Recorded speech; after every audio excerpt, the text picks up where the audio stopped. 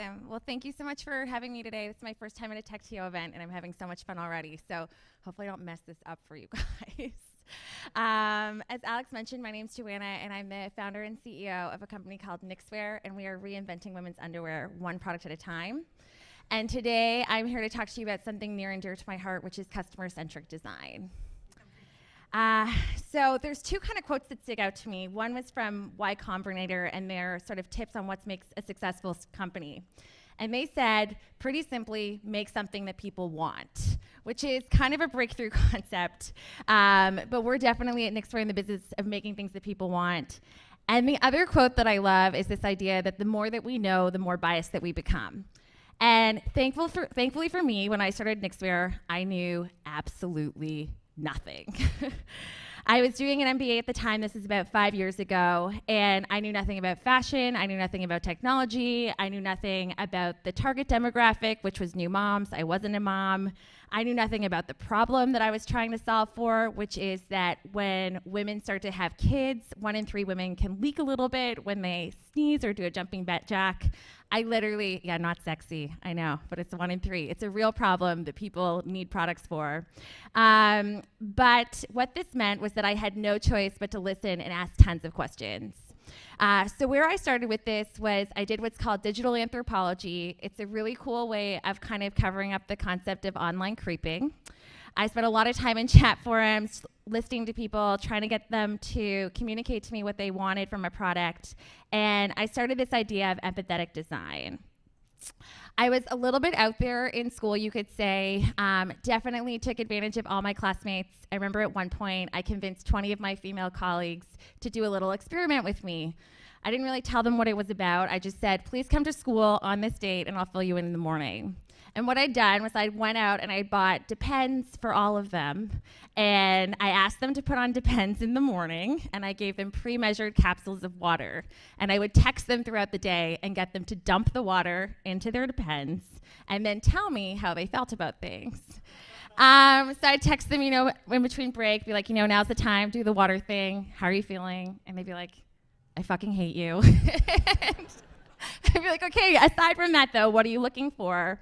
And what this meant was that by the time that we actually launched Knixwear in late 2013, I'd gotten feedback from over 1,000 women on our product. And I really think that that's part of the reason why we were successful.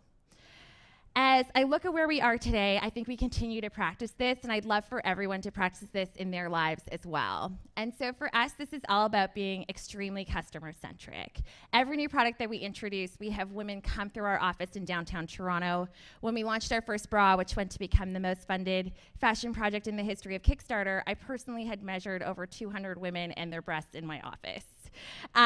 So don't come over because I'm going to get you to do weird things.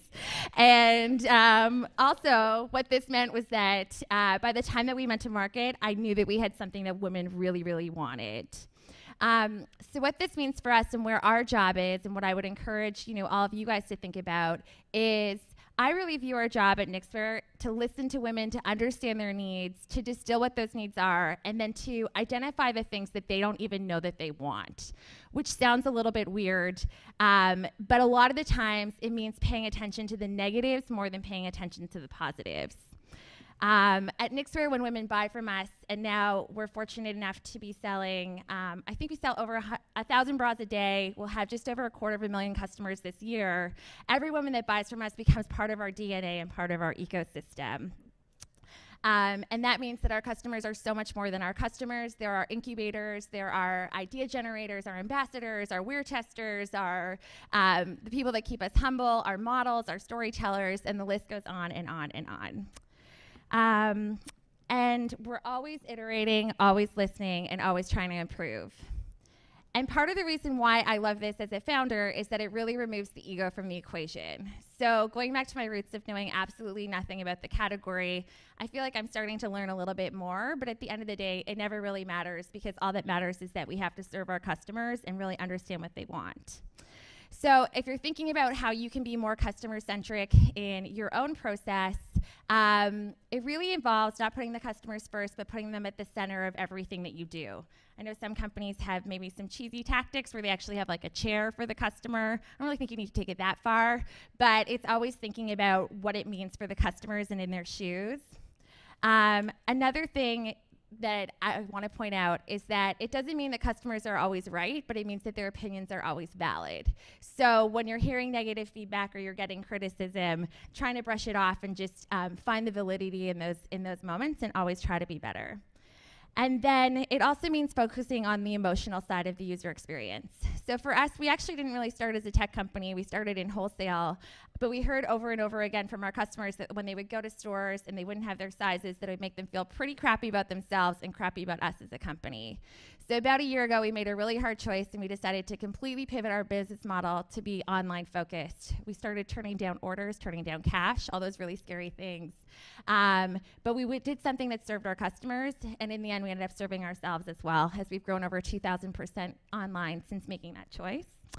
And then the last thing's pretty easy. It's just leveraging empathy. So always being sympathetic, always asking how your products or services, your technology fit into your customers' lives, and really kind of looking at things from that point of view. So that's it. I think time up. Oh yeah, and like everyone, we're hiring a lot. And so here's my contact information. I'll also tweet for Jason so that everyone can have it as well.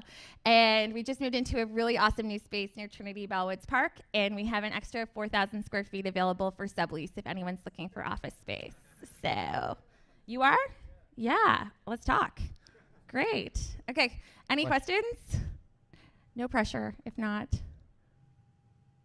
Okay. Oh, yeah.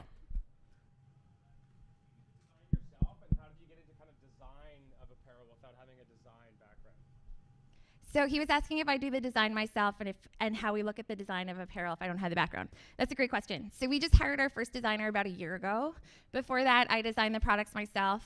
I'm a huge believer in product hacking. So I really view that when you have a point of differentiation, whether it's like a technology or service differentiation, that you don't have to reinvent the wheel. So what I did in the early days was I kind of like identified all of the functional properties that our customers would look for. Like one was anti-odor as an example. And then I looked at what Lululemon was doing for anti-odor because they have a much bigger R&D team than I do. In the case of our like leak-proof underwear, we've taken, I don't know if anyone watches like the Tour de France as an example, but the cyclists wear really, really thin raincoats that you can still see their number through when they're cycling, and then when it stops raining, they take them off, they scrunch them up, and they tuck it into their bib. That's actually the membrane that we use in our leak-proof underwear. So we go to industries that have like best in class and a lot of technology and innovation, and then we kind of rethink like how can we bring this into our category. But I actually think not having a design background has been one of the best things that's happened to us as a company because I'm not anchored on like how things are supposed to be done. Thanks for the question. Yeah. Hey, so what's the best way to get, to your left. Yes, hi. What's the best way to get honest customer feedback early, and then how do you scale that process? Yeah, so in the early days, I think I think it's great to just get as many people's thought and feedback as you possibly can. So have them test out your product, have them test out a beta version of your service offering, whatever it is. And you can start with friends. I'm a big believer in giving people some wine to have them open up and give you the candid feedback, because it usually starts with like, this is really good. And then like 4 hours later, they're like, this is awful. So whatever you need to do in that regard. And then for us as a company, as we scale, we've really built it into sort of like our company DNA. So once a week, we have an all hands meeting. Our customer empowerment team sort of uncovers all the good, the bad, and the ugly that they've been tracking from the week before. And we have a conversation about what that means for how we can improve every aspect of the organization. But I think that it's something that you have to build into your company culture. And yeah, is that helpful? Okay, cool. Thank you so much.